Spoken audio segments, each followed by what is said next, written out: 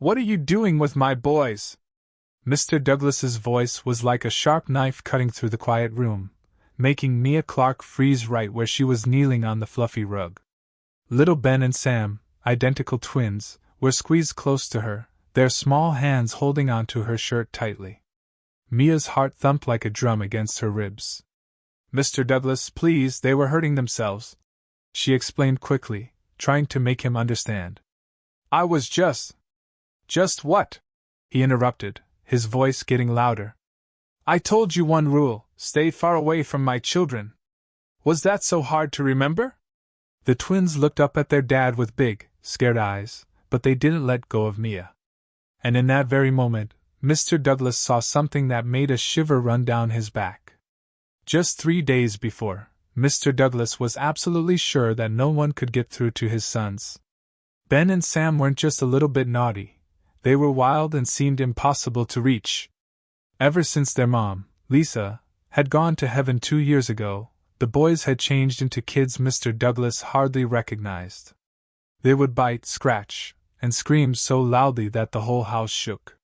17 different helpers in just 8 months had tried to take care of them, but all of them gave up. Mr. Douglas spent a huge amount of money, over $400,000, on special doctors and helpers, but nothing worked, so he just stopped trying. He hired Mia Clark to clean his big house, not to fix his children. Her job was super simple: stay in the quiet east part of the house, far away from the boys. But on the 3rd day, Mia heard something she just couldn't ignore. It was the sound of a child in pain. She dropped her cleaning cloths and ran as fast as she could to the playroom. Inside, Ben was throwing big blocks, and Sam was bumping his head against the wall. The helper who was supposed to be watching them was actually locked in the bathroom, crying. Mia didn't call for grown-up help or make a big fuss. She just sat down on the floor between the boys, closed her eyes, and started humming a gentle, old song her grandma used to sing. The song went, "Sadness doesn't last forever, always." In just a few minutes, both boys were peacefully asleep in her arms. That's when Mr. Douglas walked in. He had received a super worried phone call about another crazy incident with the boys. He came home expecting a huge mess and lots of noise. Instead, he found his wild, hard-to-reach sons sleeping soundly in the arms of a woman he had only hired to clean floors. "What in the world are you doing with my sons?" he demanded. Mia carefully stood up. "Mr. Douglas, they were hurting themselves. I just sat with them." "You had no right!" His voice was like ice, super cold. "Get out. You're finished here." She didn't argue or try to explain more. She just knelt down one last time, very gently. "I have to go now, sweethearts. But you're going to be okay." Caleb's eyes opened a tiny bit. His small voice cracked. "Like Mama?" Mia's eyes filled with tears, and a single tear rolled down her cheek. "No, baby. Not like Mama. I promise." She slowly walked out of the room. The second she left, both boys started screaming and reaching out for her, calling a name Mr. Douglas didn't even know they had learned. He had to hold them back as they clawed at his chest, crying and begging for her to come back. And Mr. Douglas suddenly realized something that made his stomach feel really sick. He had just fired the only person who could truly understand and help his sons. That night, he watched the security camera videos again and again, seeing Mia calmly sit in the middle of all the chaos while his boys, his broken, angry boys, moved towards her like she was the only thing that made sense in their confusing world. By the time the sun came up, Mr. Douglas was dressed, his car keys already in his hand. He was going to find her and bring her back. But before we hear the rest, imagine if you've ever felt super sad and wondered if anyone sees you when you're going through a tough time. This story will show you that someone always does. And sometimes, that someone isn't a superhero with all the answers, but just a person with a brave heart, willing to sit with you when you're hurting. 3 days earlier, Mr. Douglas had been so sure that no one could ever reach his sons. 17 helpers in 8 months, all of them had quit. Helper number 14 left with bite marks on her arm. Helper number 15 was locked in a closet while the boys poured juice right through the door. Helper number 17 didn't even last an hour. She called security from the driveway and refused to come back inside. Mr. Douglas spent over $400,000 on all sorts of specialists, child psychologists, behavioral therapists, people with fancy degrees and lots of experience. But guess what? Nothing worked. Ben and Sam were 4 years old and hadn't spoken any words in months. They would hit, they would scream, and they would break things. Ever since their mom died 2 years ago, they had become kids Mr. Douglas didn't even recognize. And honestly, he had stopped trying to recognize them because every time he looked at his sons, all he could see was Lisa's face the night she died, and he felt so sad he couldn't breathe. So, he just hired other people to deal with it for him. Mrs. Gable, his house manager, finally said what everyone else was quietly thinking.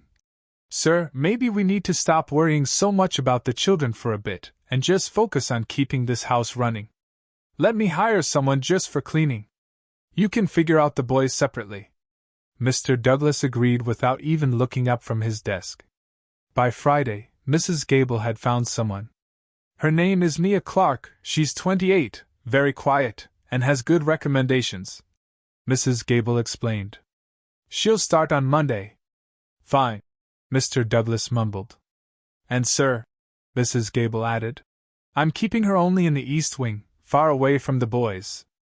She's here to clean, not to get involved in whatever is happening upstairs."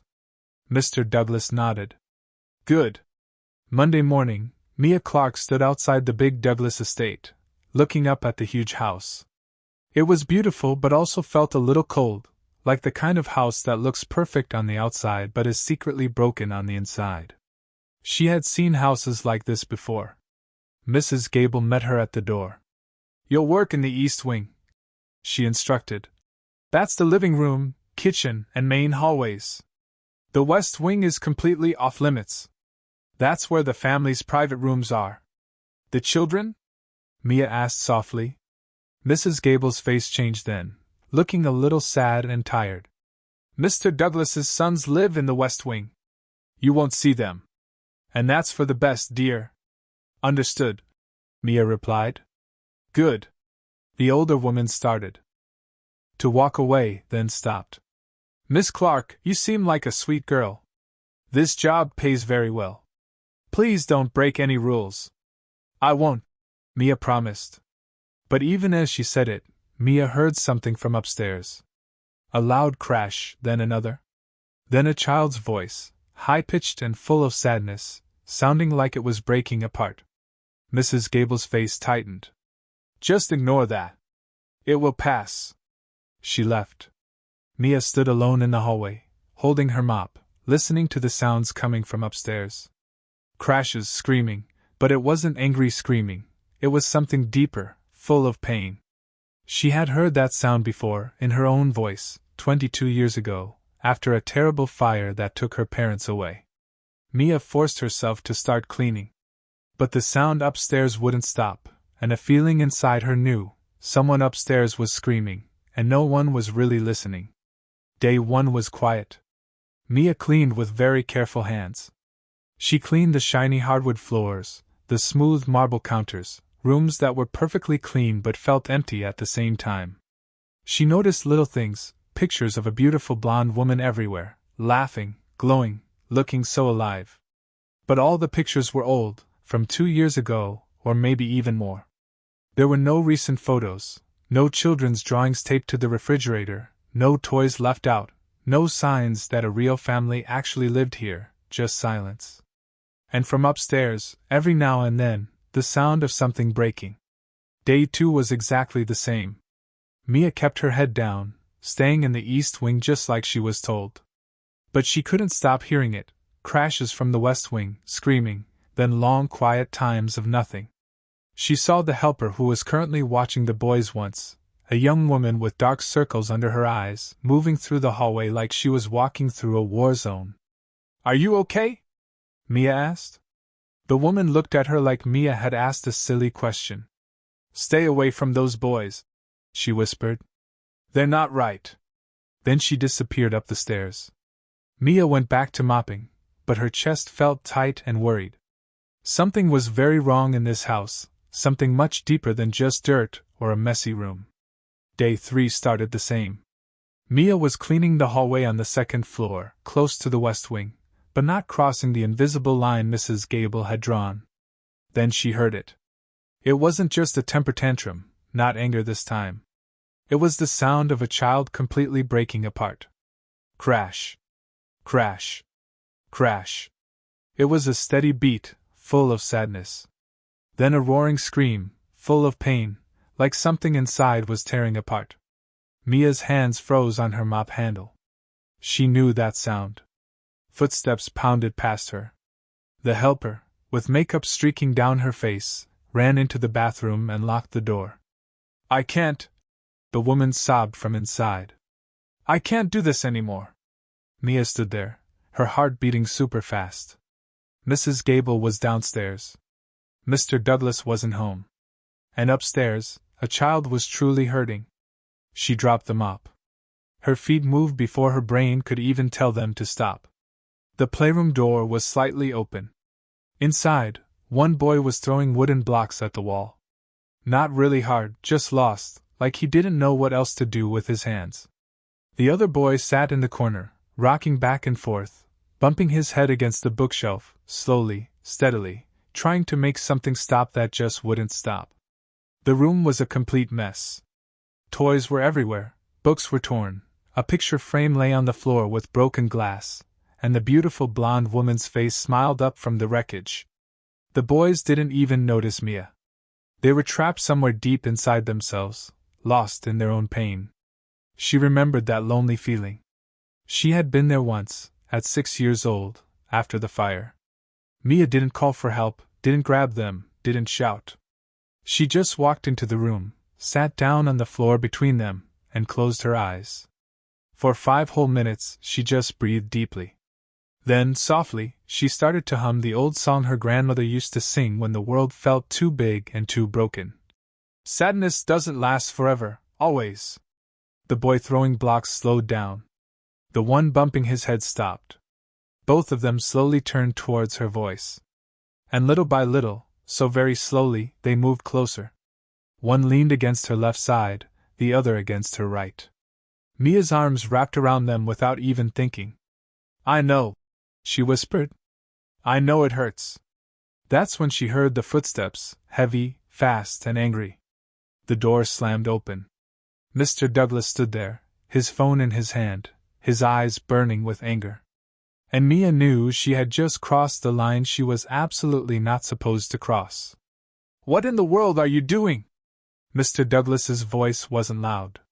It was cold and sharp, the kind of anger that cuts deeper than shouting. Mia looked up, still holding the boys. Her heart hammered against her ribs. "Mr. Douglas, please. I gave you one instruction," he said, stepping further into the room. "Stay away from my sons. One simple rule. Was that too hard to follow?" The boys whimpered and pressed even closer to Mia. She stood up slowly, very carefully, trying not to disturb them. "Sir, they were hurting themselves. I heard them and I just—" "You just what?" he snapped. "Decided you knew better than everyone I've paid a lot of money to help them?" His eyes went to the messy room, then to the tiny bit of blood on Sam's forehead and the red marks on Ben's hands. "Are they hurt? Did you?" "No." Mia's voice was steady and clear. "I didn't touch them until they were ready. I just sat with them." Mr. Douglas stared at her, then at his sons. They were quiet now, holding on to this woman like she was the only strong, solid thing in their whole world. "You don't know anything about my sons," he said, his voice lower now, but still just as firm. "You've been here 3 days. I know what it looks like when a child is hurting deeply and no one understands how to talk to them," Mia said, her voice soft but sure. The words hung in the air between them. Mr. Douglas's jaw tightened. "Get out. You're finished here. Mrs. Gable will give you your last payment." Mia didn't argue. She knelt down, looking at Ben and Sam. Their eyes were wide and scared. "I have to go, sweethearts," she whispered. "But you're going to be okay. I promise." Ben's small voice cracked, Like Mama? The question made everything stop. Mia's eyes filled with tears again. She gently touched his cheek. No, baby. Not like Mama. I'll be okay. I promise. She stood up, walked past Mr. Douglas without looking at him. The second she crossed the doorway, both boys started screaming. No, Mia, come back. They tried to run after her. Mr. Douglas had to grab them, holding them back. Their small fists pounded on his chest. Their voices ripped through the house, raw and full of sadness and desperation. Please don't go. Don't leave us. Mr. Douglas held them tight, but they fought against him, screaming and reaching towards the empty doorway. And Mr. Douglas felt something break inside his chest, something he had kept locked away for 2 whole years. Because his sons weren't just screaming about Mia leaving, they were screaming because everyone they loved seemed to leave. And he had just made it happen again. In the hallway, Mrs. Gable stood with an envelope. I tried to warn you, she said quietly. Mia took the envelope without opening it. Her hands were shaking. They're not bad children, Mrs. Gable. They're just scared. Mr. Douglas won't listen to that, Mrs. Gable replied. He should. Mia's voice cracked. Because he's teaching them to feel sad and alone. And that's the cruelest thing you can do to a child. The screaming upstairs got even louder. Mrs. Gable looked up, then back at Mia. What did you do in there? In all my years, I've never heard them sound like that. I didn't do anything, Mia said, wiping her eyes. I just didn't run away. Upstairs, Mr. Douglas sat against the wall. Both boys were finally tired out in his arms. They had screamed for 20 minutes straight. Now they just hiccuped and shook, their faces buried in his shirt. The room still smelled like lavender, like her. Ben clutched the blue cleaning cloth Mia had dropped. Sam's fingers gripped the air, reaching for something that wasn't there anymore. In just a few minutes, both boys were asleep. Mr. Douglas sat there staring at nothing. It was the first time he had held them like this in over a year. The first time they had let him. And it only happened because they were so broken-hearted. He looked down at their faces. Lisa's eyes, Lisa's nose, Lisa's everything. His chest felt tight again. He pulled out his phone, opened the security camera app, found the video from 20 minutes ago, and watched Mia calmly walking into all the chaos. Blocks flew past her head. She didn't even flinch. She just sat down, closed her eyes, and just breathed while the world seemed to fall apart around her. Then the humming started. His son stopped, turned, and moved towards her like she was the most important thing in the world. Mr. Douglas's hands trembled as he watched. He whispered to the empty room. What did you do? But even as he said it, he knew that was the wrong question. The right question was, what did they see in you that they don't see in me? Mr. Douglas didn't leave the playroom for hours. He sat on the floor with his son sleeping in his arms, afraid that if he moved, they would wake up screaming again. The house was quiet now, too quiet.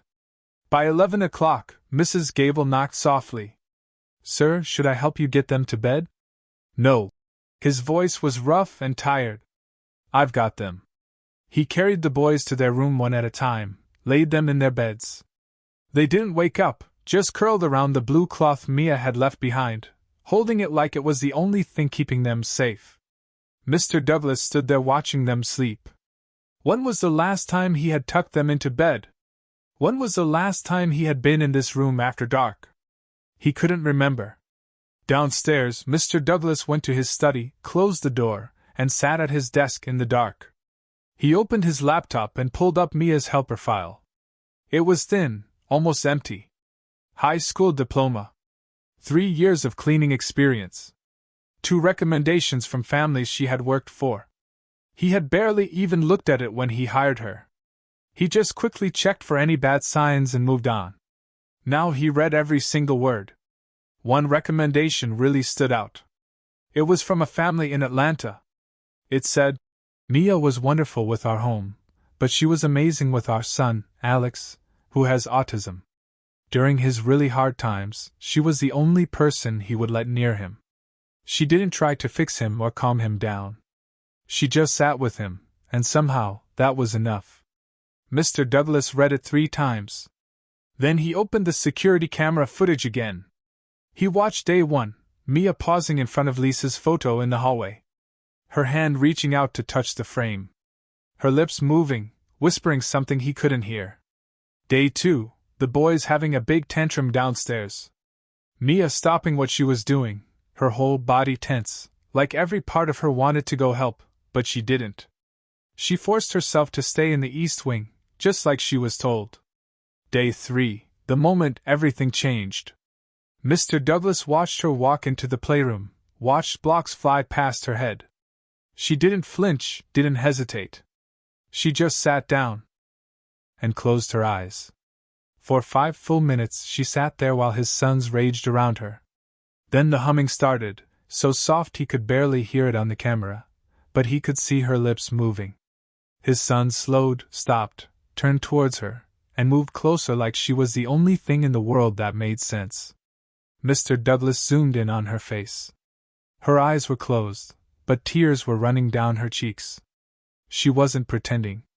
She wasn't trying to fix them. She was just going through it with them. He watched the video again and again. At midnight, Mrs. Gable brought him some tea. "Sir, you need to sleep," she said gently. They slept, Margaret. His voice cracked. For the first time in weeks, they slept without medicine, without 2 hours of screaming. They just slept. She sat down across from him. Because she understood something the rest of us didn't. "What?" Mr. Douglas asked. "That they don't need someone to fix them. They need someone to really see them." Mr. Douglas put his head in his hands. "I can't even look at them without seeing her, without seeing everything I lost. I know Lisa would have known what to do. She always knew." Mrs. Gable's voice was gentle but firm. "Lisa would have hired someone who knew what to do, which you did. You just sent her away." Mr. Douglas looked up. "What am I supposed to do now?" "You know what you need to do," Mrs. Gable replied. He did. But saying it out loud felt almost impossible. At 1 a.m, Mr. Douglas checked on the boys again. They were still asleep. Sam was mumbling something. Mr. Douglas leaned closer. "Mia, please don't go like Mama." The words hit him like a punch in the chest. They had already given her a name, already felt connected to her. In 3 days, she had become what 17 trained professionals couldn't become in 8 months, a safe person. Mr. Douglas sat in the rocking chair Lisa used to use, the one she had held the boys in when they were babies. He remembered her voice, her laugh, the way she would sing to them, and then his own quietness after she died, his distance, his inability to look at his sons without falling apart. "I'm sorry," he whispered into the dark. "I'm so sorry." By the time the sun came up, Mr. Douglas was showered, dressed, and his car keys were in his hand. Mrs. Gable found him in the kitchen. "Sir, it's 6:30 in the morning. Where are you going?" "To fix the biggest mistake I've ever made," he replied. She smiled, tired but relieved. "It's about time." Mia's apartment was cold. She sat at the small table by the window, staring at the eviction notice. 30 days to leave. Her coffee had gone cold. An hour ago, her phone rang. It was the job agency. "Miss Clark, we've been told about your job ending at the Douglas home." She closed her eyes. "I understand. We might have another job available," the woman said, then paused. "But this is your second job ending in 6 months, both for talking to people in the house when you shouldn't have. It makes it hard to find you new work." "I know," Mia replied. After the call ended, Mia sat there for a long time. $89 in her bank account. No job. Rent due in 3 weeks. She grabbed her bag and headed for the door. The bus stop was 2 blocks away. She would find something, she always did. The morning air was sharp against her face as she stepped outside. October in Boston was cold and harsh. She didn't notice the black car parked across the street. Mr. Douglas had been sitting there for 20 minutes, holding the steering wheel tightly, trying to figure out what to say. "I'm sorry. Didn't feel like enough. I was wrong," Felt too simple. I need you. Sounded desperate. But when Mia came out of her building, wrapped in an oversized sweater, heading towards the bus stop, he got out of the car before he could talk himself out of it. Miss Clark! She turned. Her face changed from confusion to something guarded and wary. Mr. Douglas. He walked towards her, his hands in his pockets because he didn't know what else to do with them. I need to talk to you. Please, if this is about the agency complaint, I'm not going to fight it. There's no complaint. His voice cracked a little. I came to apologize. Mia stopped walking. A bus rumbled past between them. When it moved away, they were just standing there on a sidewalk in Dorchester, two people who had seen each other's pain and didn't quite know what to do with it. My son slept through the night, Mr. Douglas said quietly. First time in 2 months. When they woke up this morning, they asked for you by name. They haven't spoken in full sentences in weeks. And they asked for Mia? Mia looked away, blinking hard to hold back tears. I watched the video. Mr. Douglas continued. All of it. He took a step closer. I saw what you did. How you just sat there while everything fell apart around you. And they knew. Somehow, they knew you weren't going to run away. I broke your rules, Mia said softly. My rules were wrong. He said it like he had been practicing all night. I want you to come back. Not as a housekeeper. As someone who understands my sons in ways I don't. She shook her head. Mr. Douglas, I don't have fancy degrees. I don't have special training. I'm just. You're someone who sees them. His voice dropped lower. That's what they need. What I need. Mia studied his face. She saw how tired and desperate he looked, but also something else trying to survive beneath it all, hope. If I come back, she said slowly, things have to be different. Whatever you need, he replied quickly. I work with the boys, not around them. No more locked doors or forbidden rooms. Agreed, Mia said firmly. And you have to be there, too. She held his gaze. Not hiding in your office. You have to be present with your sons. They need their father, not just his money. That one was hard for him to hear. She could see it in the way his jaw tightened, but he didn't look away. I'll try, he said. Trying isn't enough. Her voice was gentle but firm. They need you there. Actually, there. A long silence. A delivery truck rumbled past. Yes, Mr. Douglas finally said. You're right. I'll be there. When do you want me to start? Mr. Douglas glanced at his watch. I have 2 little boys who have been asking for you for 8 hours. How about now? Mia thought about her eviction notice, her empty bank account, her unsure future. Then she thought about Ben and Sam's faces pressed against her, their voices calling her name. Let me get my things. The drive back was quiet at first. Mr. Douglas kept his eyes on the road. Mia watched the city change, her neighborhood then his, buildings getting taller, streets getting cleaner. 2 very different worlds. Can I ask you something? Mr. Douglas broke the silence. Yes, Mia replied. Yesterday, when you sat with them, you could have been hurt. They've hurt people before. Why didn't you just walk away? Mia was quiet for a moment. Then she said, when I was 6, my parents died in a house fire. I survived by hiding in a closet. For 3 years after that, I didn't talk to anyone except my grandmother. Mr. Douglas's hands tightened on the steering wheel. Everyone tried to fix me. Doctors, therapists, teachers, they all had methods and strategies. She turned to look at him. But my grandmother just sat with me on the floor in the quiet. She didn't try to make me talk or smile or be normal.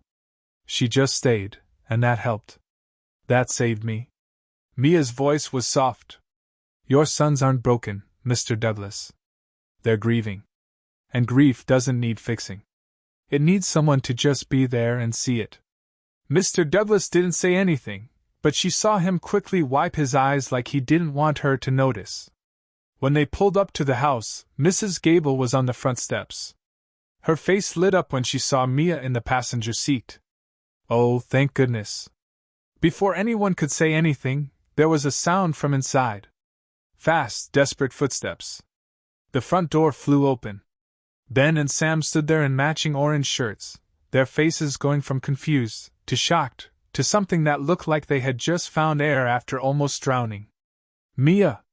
They didn't walk, they ran at full speed, no hesitation, like children who had just found the only thing in the world that made sense. Mia barely had time to kneel down before they crashed into her. The impact almost knocked her over. She caught them, held them, and felt their small bodies shaking with relief. You came back. Ben whispered against her shoulder. You came back. I promised you'd be okay, Mia said, her voice breaking a little. I meant it. Sam pulled back just enough to look at her face. His eyes were wet. Then, without warning, he leaned in and kissed her cheek. Ben did the same on the other side, both at once. It was pure, sudden, and real affection. We love you, Mia, they said together. And Mia couldn't stop the tears that rolled down her face. I love you too, babies, so much. Mr. Douglas stood frozen by the car. His briefcase hung forgotten in his hand. He couldn't move, couldn't speak, couldn't even breathe properly. These were his sons, his wild, hard-to-reach, broken sons. The boys who had bitten, scratched, and scared away 17 trained professionals. And now they were kissing her, smiling, speaking in full sentences, showing affection he hadn't seen since Lisa had gone to heaven. They looked happy. When was the last time he had seen them happy? Mrs. Gable came up beside him, wiping her eyes with her apron. Well, she whispered, I guess that answers that. Mr. Douglas's throat was tight. How? I don't know, sir, Mrs. Gable replied. But whatever it is, it's real. Mia carried both boys towards the house. They were small for 4-year-olds, and they clung to her like she was the only thing keeping them connected to the earth. As she passed Mr. Douglas, she paused. Mr. Douglas, would you like to come inside? The boys might want to show you something. He nodded. He couldn't find any words. Inside, the boys led Mia to the playroom, the one that was still messy from yesterday. Mr. Douglas followed slowly, staying in the doorway. Sam picked up the broken picture frame with Lisa's photo. His face looked serious. Mama broke. Mia knelt down, taking the frame gently. The glass broke, sweetheart. But Mama's not broken. She's just somewhere else now. Somewhere safe. Heaven? Ben asked quietly. That's what some people call it, Mia replied. A place where nothing hurts anymore. Sam's voice got even smaller. Does she still love us? Mia pulled both boys close. Oh, baby. Yes. She loves you so much. Love doesn't stop just because someone goes away. It stays right here. She touched Sam's chest, then Ben's. Forever. Ben looked up at her. How do you know? Because my mama and daddy went to heaven when I was little, and I still feel their love every single day. Mia explained. Mr. Douglas's chest felt like it was caving in. This was the first time anyone had talked to his sons about Lisa directly. He had forbidden it, thinking it would make them upset. But they weren't upset. They were understanding and making sense of things. Mia looked up and saw him standing there. Mr. Douglas, would you like to help us clean up? He opened his mouth, then closed it. Ben saw him, and his whole face changed. Daddy, Mia's back. We're cleaning for Mama. For Mama. Not trying to forget her, not being sad about her. For her. Mr. Douglas's legs felt weak, but he walked into the room, sat down on the floor in his suit, and Sam crawled into his lap just like that. No hesitation. Mr. Douglas went completely still. His arms came up slowly, carefully, like he was holding something that might break easily. But Sam just pressed his face into Mr. Douglas's chest and stayed there, breathing with him. And Mr. Douglas realized something that completely opened his heart. This was the first time he had held his son like this in over a year. The first time Sam had let him. 3 weeks passed. 3 weeks of mornings that didn't start with screaming. Breakfasts where Mr. Douglas sat at the table with his sons instead of hiding in his office. Small moments that felt like tiny miracles. Mia worked with the boys very gently. She didn't push or force them.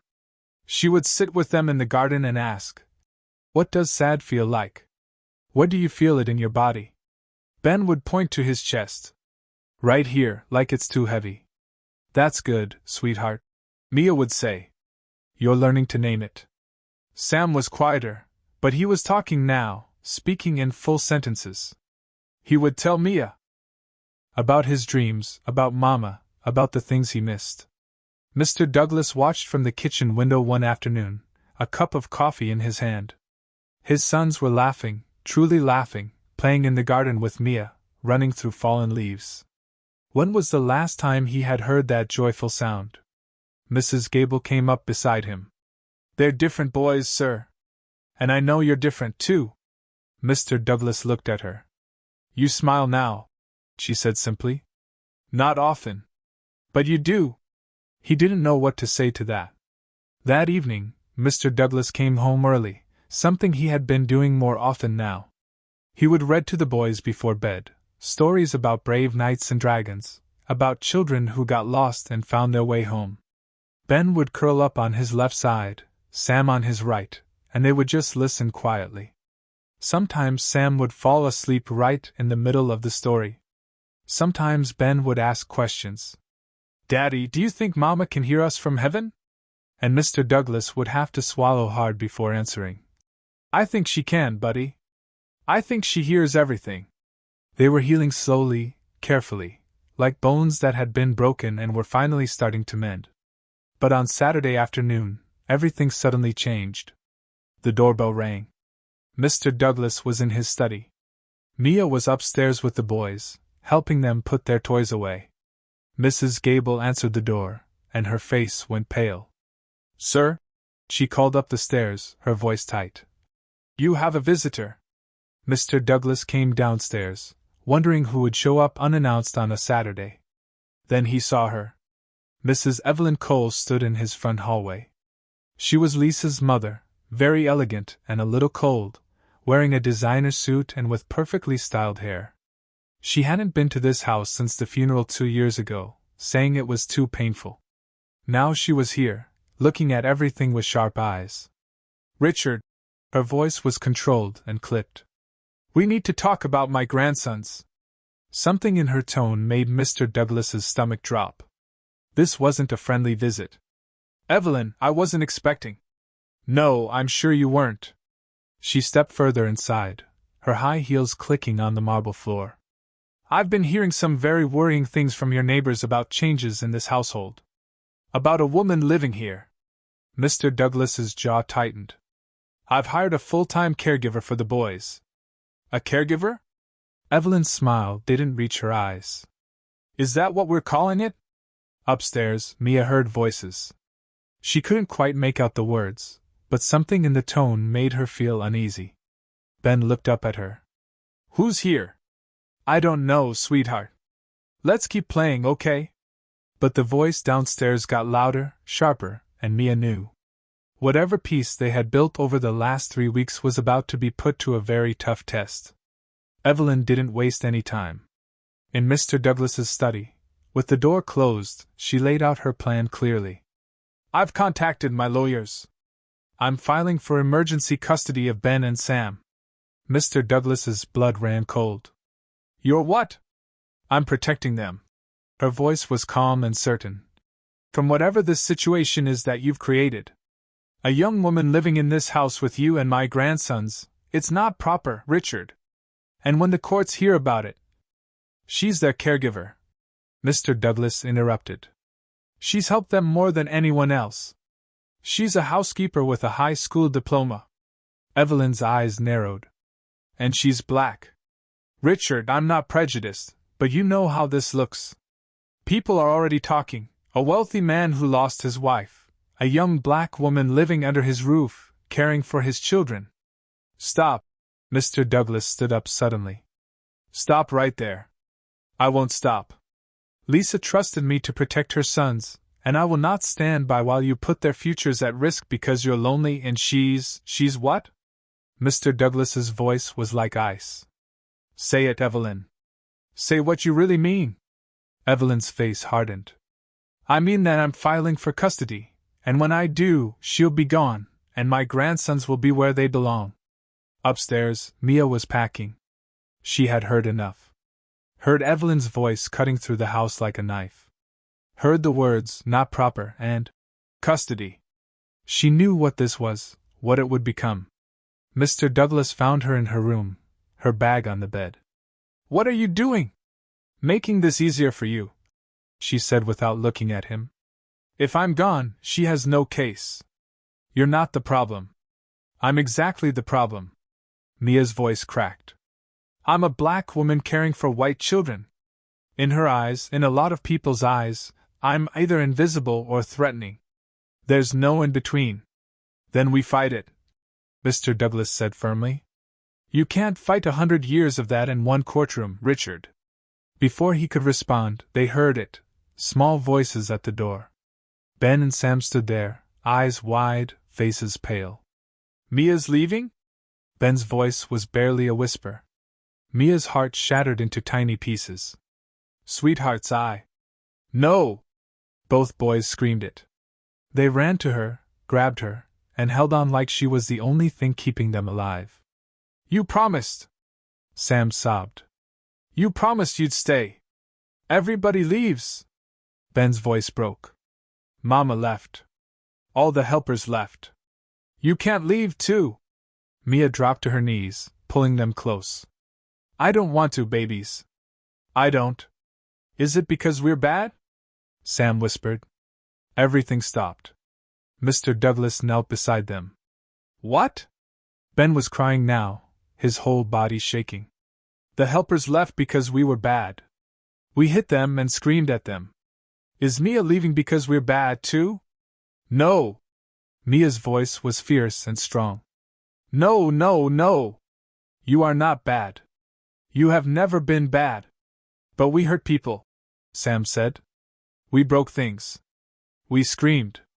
Because you were hurting, Mia said, gently cupping their faces in her hands. And no one knew how to help you feel better. But that doesn't make you bad. Mr. Douglas's voice was thick with emotion. Boys, I need to tell you something. Something I should have said a long time ago. They looked at him. It's my fault the helpers left. Because I didn't teach them how to understand you. I didn't even try to understand you myself. Why, Daddy? Ben whispered. Mr. Douglas's voice broke. Because looking at you hurt. Because you look like Mama, and it reminded me she was gone, so I hid, and that was wrong. So wrong. Sam crawled into his lap. You were sad like us? Yes, I was sad like you. Mia says it's okay to be sad, Ben said quietly. She says Mama would want us to be happy and sad. Mr. Douglas looked at Mia over their heads. His eyes were wet. She's right, he whispered. She's absolutely right. And in that moment, something inside him shifted. Mr. Douglas stood, still holding Sam. We're not hiding anymore. Not from Evelyn. Not from anyone. We fight this together. Mia shook her head. Richard, if I stay, you could lose them. If you leave, I've already lost them. His voice was steady now, clear and strong. We do this right. We tell the truth. And we trust that the truth is enough. And if it's not, then we'll deal with it. But we'll deal with it as a family. The word hung in the air, family. Mia looked at the boys, at Mr. Douglas, at this broken, beautiful mess they had somehow become together. Okay, she whispered. We fight. The court hearing about custody lasted 3 hours. Evelyn's lawyer painted the picture she wanted, a sad man who lost his wife, a messy home, an unqualified helper, making things confusing for innocent children. Mr. Douglas's lawyer showed video evidence. Before Mia, the boys were wild, didn't talk, and were all alone. After Mia, they were talking, showing love, and healing. The judge asked to speak with Ben and Sam privately. When he returned 30 minutes later, his face had softened. These children are wonderfully clear about their feelings, he said. They spoke about missing their mother, about being sad sometimes, about how Miss Clark helps them talk about their mama without feeling scared. He read from his notes. Ben said, "Before Mia, we couldn't say Mama's name because Daddy would look too sad. Now we can remember her together." Evelyn's face went pale. The judge removed his glasses. "Mrs. Cole, I understand your worry comes from love, but the evidence shows these children are doing wonderfully. This court cares about what works, not just what's on a piece of paper." Request denied. 3 months later, Evelyn returned. No lawyer, no bad intentions. She stood on the front steps, holding a letter she had written herself. "I was wrong," she said to Mia directly. "I saw what I was taught to see, not what was really there." Mia's throat tightened. "You were protecting your daughter's memory. I understand that. Lisa would have loved you." Evelyn's voice broke. "She would have trusted you immediately. I couldn't see past my own sadness." They stood there for a moment. Then Evelyn reached for Mia's hand. "Thank you," she whispered, "for loving my grandsons when I was too sad to do it right." 6 months after that first moment at the doorway, Mr. Douglas stood in the twins' bedroom holding a framed photograph. It was the picture from that day, Ben and Sam in their orange shirts, kissing Mia's cheeks while she glowed with joy, her smile radiant, their faces peaceful. Mr. Douglas had captured it on his phone, speechless, unable to understand what he was seeing at the time. Now he understood. He hung the frame on the wall beside photos of Lisa, not replacing her, but honoring her by loving her sons the way she would have wanted. That evening, bedtime came with a new special way of doing things. The boys knelt by their beds, hands folded. Ben spoke first. "God bless Mama in heaven. Tell her we're okay now." Sam continued. "And bless Mia here. Thank you for not letting her leave." Together they added, "And bless Daddy. He's not scared anymore." Mia tucked them in, kissed their foreheads. Mr. Douglas stood in the doorway watching. She joined him in the hallway, and they stood in a comfortable silence. "Thank you," Mr. Douglas whispered, "for not running." "Thank you for finally stopping hiding," Mia replied gently. From inside the room, Ben's voice called out, "Mia, Daddy, we love you." They answered together, "We love you too." Later, Mr. Douglas sat alone in his study, looking at the legal papers on his desk. Co-guardianship papers were signed, filed, and official. If anything happened to him, Mia would raise his sons. Not the state, not distant relatives. Her. Because family isn't just who you're born to. It's who stays when staying is hard. His sons had found their voices. He had found his way back to being a father. And Mia had found what she had been searching for since that fire 22 years ago, a home that wouldn't burn down. Mr. Douglas looked up at the ceiling, towards where he imagined heaven might be. "I hope you see them, Lisa," he whispered. "I hope you see how loved they are." And in the quiet of that moment, he felt something he hadn't felt in 2 years, peace. Not because the sadness was gone, but because he had finally stopped running from it. And in that surrender, he had found something he never expected, grace, God's perfect timing in the form of a woman who cleaned floors but healed souls. A woman who taught his sons to speak and taught him to listen. A woman who proved that sometimes the greatest love story isn't a romance between grown-ups. It's the choice to stay when leaving would be easier. Upstairs, in a room now painted a warm yellow instead of a cold blue, 2 little boys slept peacefully, dreaming of their mama in heaven. And their Mia here on earth, both loving them, both holding them, both part of the same story of making things better. And in the morning, when the sun rose over Boston, this family, imperfect, a little unusual, beautifully broken, and healing, would wake up together. And that was enough. More than enough. It was everything.